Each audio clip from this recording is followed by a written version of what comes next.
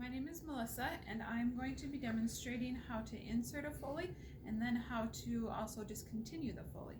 So of course we'll start by entering our patient's room, washing our hands, doing our pre-steps. So we'll identify our patient with his name and birth date, and then we want to explain our procedure to our patient. So we're going to tell our patient, Mr. Smith, the doctor would like us to put a catheter in your bladder. And that just means that we're going to put a nice flexible tube in there that will help to drain the urine out of your bladder for you, so you won't have to get up and use the bathroom, okay? Do you have any questions about that? And if they did, then we would answer the questions. He doesn't. So now I'm going to raise the bed to a comfortable working height.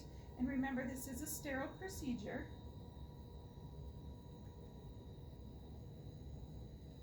Okay, I've got my bed raised. I've got my supplies. I've got my Foley catheter tray, my hand sanitizer, some gloves. And before we start this procedure, we want to provide peri-cares to our patient.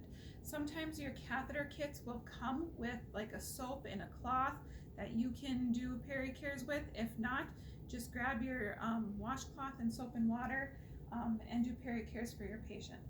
Okay, now we need to get our patient in the correct position, so we have to put him in the lithotomy position, and we do that by asking them to bend their knees up and kind of outwards.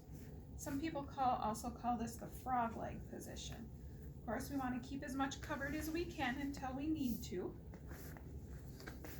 Okay, so now that she's in the correct position, we can start. So I'm going to move the gown to expose the peri area, and I will take my catheter kit and I can open that up. Make sure you're opening the correct end. It's got this nice little white flap that we open. It just pulls open.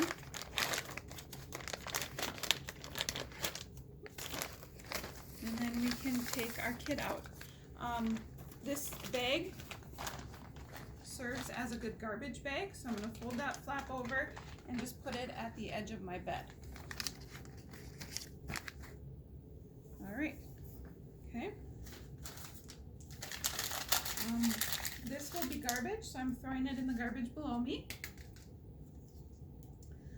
Now I like to open my catheter tray on the bed because I use it to serve as my sterile field. You may see some people opening it up on the table, but for the purpose of this skill, we're going to put it on the bed, kind of between his ankles, right around here.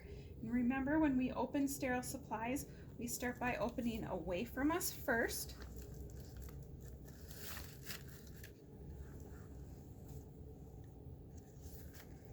Then to the side. Remember, we can touch within that 1-inch border.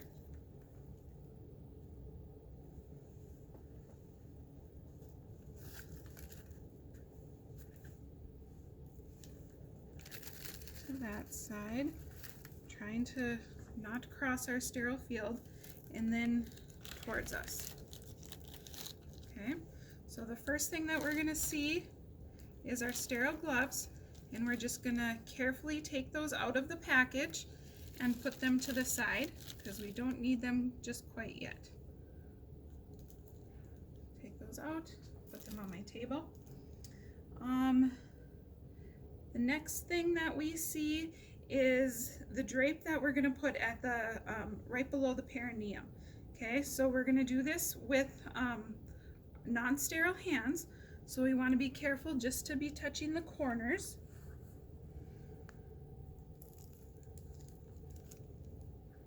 Okay, and you'll notice that to this drape there's a shiny side and a dull side, and we want the shiny side down against the mattress.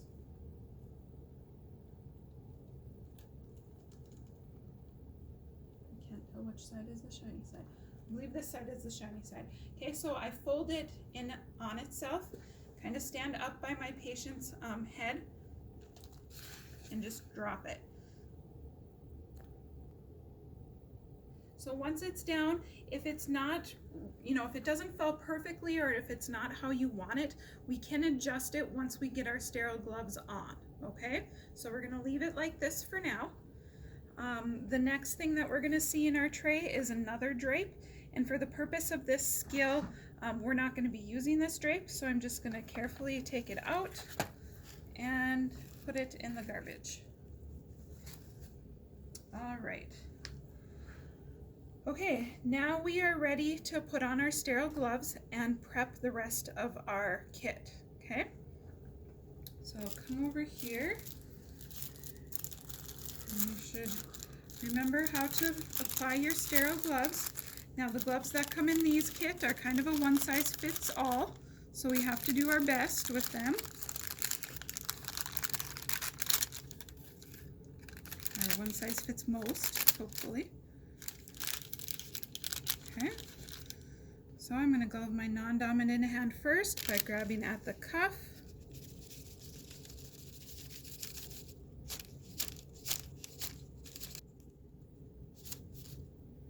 Okay, and we've got our glove, and we want to pull it up and step away, thumb up.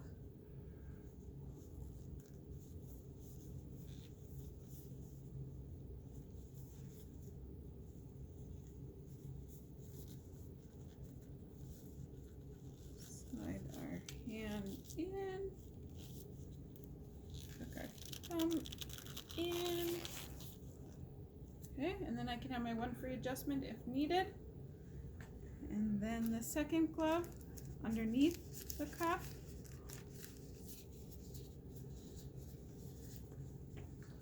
Thumb up.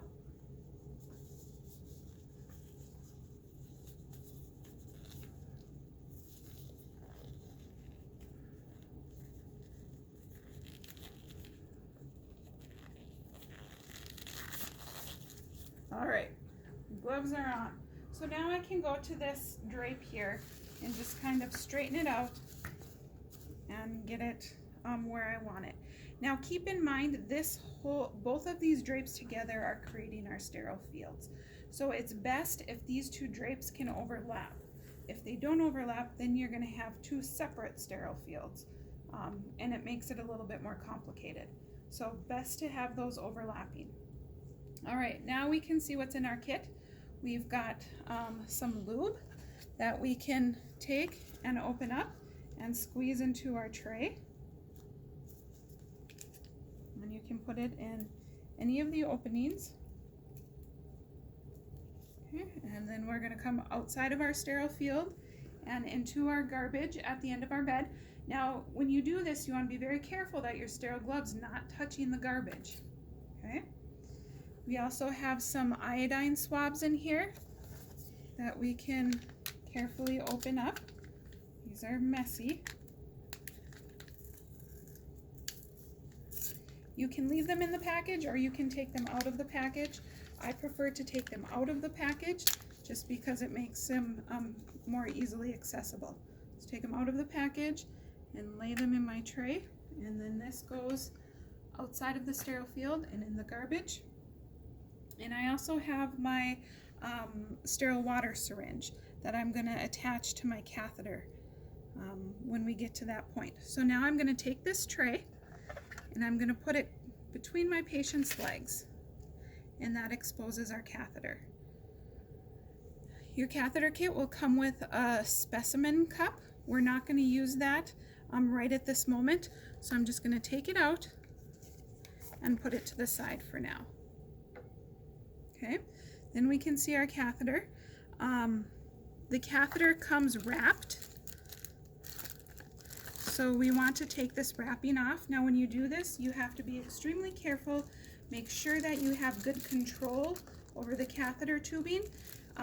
It is, it's very flexible and it's very easy to lose control of it, and it falls outside of your sterile field and becomes contaminated. And if that's the case, we would have to start over. So just slowly take it out, and then you can place it back in your tray, because remember, everything in there is sterile. I'm going to take that packaging and throw it in our garbage. Now we want to attach our sterile water to the balloon port. So I'm going to do that. I'm going to take the cap off, and that can go in the garbage and attach to the port.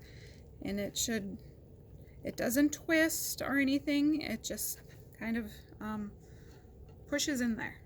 Okay, now once that is attached, we've got all of our sterile supplies ready.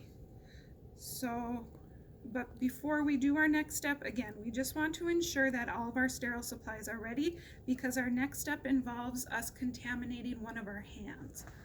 So if something is not prepared and something's not ready, that leaves us only one sterile hand to work with. So make sure everything's ready before you move on to the next step. Our next step is to clean the perineal area of our patient. So we're going to want to I use my forefinger and my thumb, and you open the labia and kind of pull up. Now I like to say that once my hand is here on the perineum, it's glued, okay? It's like a magnet. You don't want to remove your hand. It's stuck there, okay? So we're gonna take our swabs and we're gonna clean away from us first. So down this side, okay? And then we're gonna go outside of our sterile field, around, and in our garbage. We're gonna take our next swab, go closest to us, down from top all the way down to the anus. Outside of our sterile field, around, and in the garbage. All while maintaining our hand, keeping the labia open.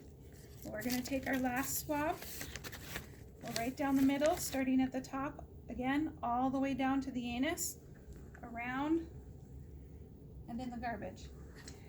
Now, like I mentioned, you wanna leave your hand here. If you don't continue to hold the labia open, they can close in on themselves and potentially contaminate your urinary meatus. Okay, so it's important that we leave our hand here and exposing that meatus. Now we can take our catheter and lube it up before we insert it. For our mannequins, we ask that you don't use the lube because it makes the mannequins gross inside. So if you need to, you can use some water. I have a trusty assistant here who's gonna get me some water. All right, so we've got some water. And again, this is just for the purpose of this video and our mannequins. Typically we would lube here, keeping everything sterile. And then we're gonna tell our patient that we're gonna slowly insert the catheter. Okay, now when you're doing this, you wanna be careful that your sterile hand is not touching the labia. So we're gonna insert until we see urine. And then once we see urine, we're gonna insert about another inch. Okay, so I've got my urine, I've inserted another inch. Okay, now do not let go of the catheter. If you let go of this catheter at this point, it will slide out and you will have to do the skill all over. So I'm gonna hold on to the catheter. I'm now gonna let go of the labia, bring this hand down and hold the catheter in place while I insert the water into my balloon.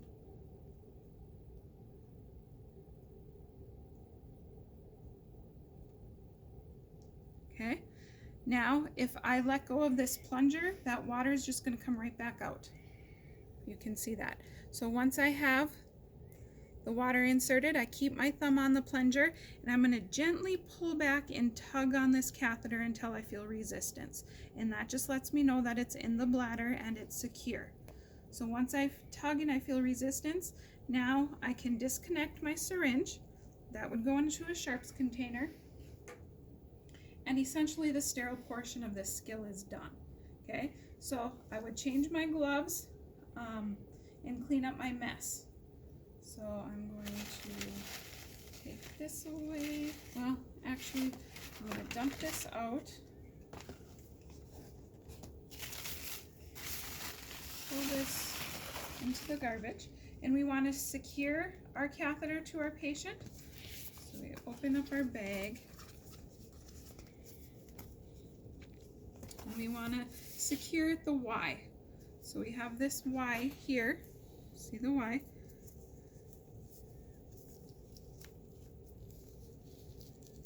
and it just velcros on. You want to make sure that you have enough slack here, so when the patient puts their legs down or when they move around in bed, that this isn't pulling too tight and causing them discomfort. And then your catheter bag goes over the patient's leg and is attached to a non-movable part of the bed. Okay. After we are done with this, we want to do pericares for our patient again. That iodine that's on there, it's brown and it's sticky, and it can cause their skin to stick together, so it's important that we do pericares and wash all of that iodine off. Cover our patient, make sure they tolerated the procedure okay, make sure they're comfortable. Get rid of all of our garbage.